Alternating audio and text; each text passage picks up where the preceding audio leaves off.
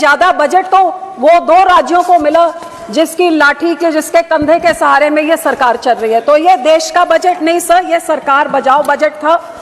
और सबसे बड़ी दुख की बात तो ये है कि बजट में नेचुरल कैलेमिटीज और धर्म के नाम पे भी पक्षपात किया गया है।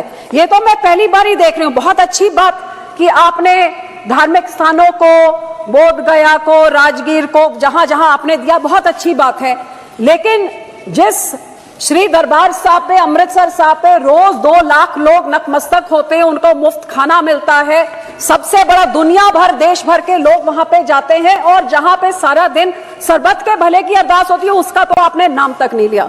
और फिर मैं नेचुरल कैलेमिटीज की बात करूं तो फ्लड रिलीफ आपने राज्यों को दिया, बहुत अच्छी बात। जैसे मेरे सहयोगी ने मेरे से पहले बोला कि ये जो पानी आता है हिमाचल को आपने दिया पैकेज, तो हिमाचल का पानी पंजाब में आके पंजाब को जब डुबो देता है और तबाही मचाता है, तो पंजाब को आप क्यों भूल जाते हैं? जब पानी डैम में भर जाता है तो आप डैम खोल देते हैं और हमारा पंजाब डुबा देते हैं। जब घग्गर रिवर का लेवल ऊपर हो जाता है तो चुपचुपीते साथ के राज्यों को बचाने के लिए बंद तोड़ देते हैं और हमारे गांव को डुबा देते हैं।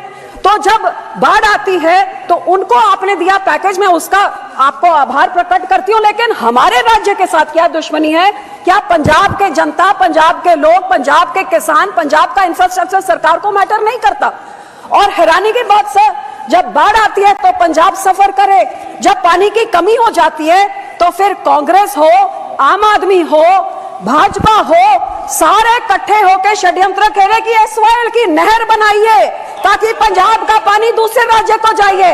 तो जब पानी कम होता है तब तो हमारा पानी चुराना चाहते हैं, जब पानी उनमें ज्यादा हो जाता है तो पंजाब को फ्लड कर देते हैं। और सर आपको मैं ये भी बताना चाहती हूँ, तकरीबन 70 साल पहले इस सरकार ने, कांग्रेस सरकार ने रिपेरियन प्रिंसिपल्स के खिलाफ हमारा पानी राजस्थान को दे दिया और कहते थे 1 साल में उस पानी का कॉस्ट क्या होगा आपको डिसाइड करके मिले।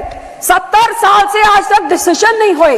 तो जो पानी हमारा दूसरे राज्य को रिपेरियन प्रिंसिपल के अगेंस्ट जा रहा है, या उसको बंद किया जाए या हमें उसका पैसा दिया जाए, ये मैं आपसे आज मांग करती हूँ।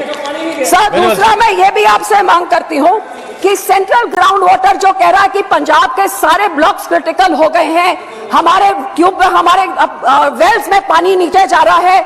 आज की रिपोर्ट तो ये भी है कि टॉक्सिसिटी इतनी हाई है कि पीने लायक नहीं है।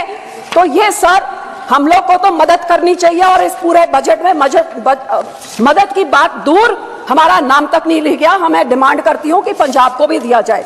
दूसरी सर मैं किसानों पे आना चाहती हूँ। 4 पिलर बोले थे, युवा, महिला, गरीब, किसान। किसानों को तो मैं बोलना नहीं चाहती, जो कितने किसान खुदकुशी कर चुके हैं, शहीद हो गए हैं, आज तक धरने में बैठे हुए हैं। लेकिन जो ये किसान हकी सरकार होती जो कहती थी 2022 तक हम किसान की आय दुगनी कर देंगे, तो मुझे इतना ही समझा दे कि 2022-23 में तो एग्रीकल्चर ग्रोथ 4.7 थी, तो फिर पिछले साल 1.4 क्यों रह गई? जिनकी पॉलिसीज इतनी अच्छी है। हकीकत यह है कि किसानों के ये दुश्मन हैं, किसानों के हिमैती नहीं है। आज हर एक तरह से महंगाई की मार देखिए। आज जो 6 साल 8 साल पहले 40 किलो का बीज का एक बैग होता था, वो 800 से 1200 होता था, 2000 हो गया।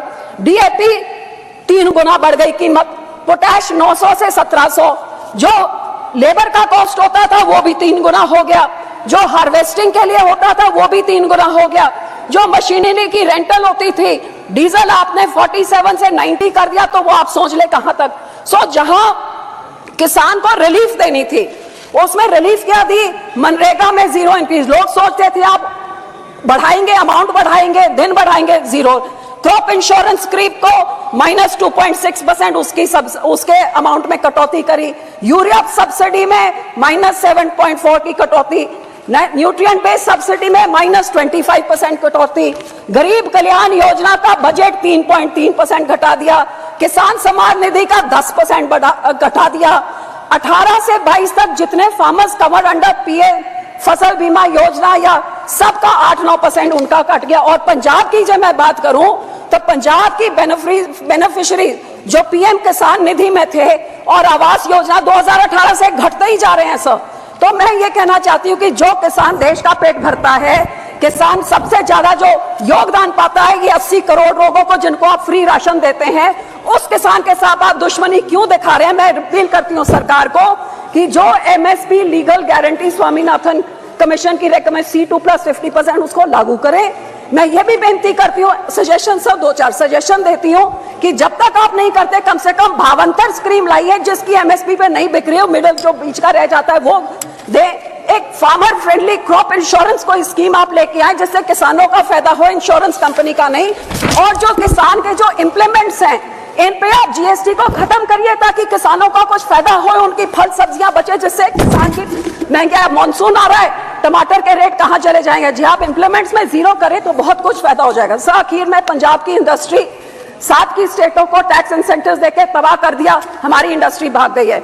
मैं सिर्फ इतनी बेनती करती हूँ कि एसएन साहब लुधियाने गए थे, वो मंत्री बनी बैठे हैं अब, वहां पे लुधियाने गए थे जहां पे उन्होंने एमएसएमई इंडस्ट्री को बोला था कि जो अमेंडमेंट 43B जिसमें मैंडेट किया जाता है कि 44 डेज में आप पेमेंट करिए, नहीं तो आपके जो टैक्स इंसेंटिव फॉरफिट हो जाते हैं, वो इस बजट में उन्होंने नहीं किया। वो बहुत देख रही थी कि इंडस्ट्री करे। सर 2 मिनट, जो हमारी साइकिल इंडस्ट्री है, जो हमारी स्पोर्ट्स इक्विपमेंट इंडस्ट्री है, मैं आपको बेनती करती हूँ इंसेंटिव इंटरनेशनल बॉर्डर पाकिस्तान के साथ 2019 से हमारा वाघा बॉर्डर बंद कर दिया है, बहुत नुकसान हुआ है। ये बॉर्डर खोला जाए और हमारे राज्य को कोई टैक्स इंसेंटिव्स दिए जाए, साइकिल इंडस्ट्री को, स्पोर्ट इंडस्ट्री को बॉर्डर खोल के, ताकि हमारे इधर का व्यापार बढ़े और नौकरियां भी बढ़े। आखिर में सब मैं सिर्फ आपको यही कहना चाहूंगी, ये कांग्रेस पार्टी और आम आदमी पार्टी ने 10 सालों में पंजाब के खजाने को लूट के तबाह कर दिया है। हमारा यहाँ पे इतना ज्यादा करोड़ 3.4 लाख करोड़ का कर्जा एक छोटे से राज्य पे चढ़ गया। जीएसडीपी रेशो 49% हो गया है। तो सर आप इनको सजा देने के लिए आप आरडीएफ रोक देते हैं, हेल्थ मिशन का रोक देते हैं, पर पंजाब के लोगों का क्या कसूर है। मैं आपको बेनती करती हूँ, जो हमारा पैसा है वो पैसा आप दीजिए।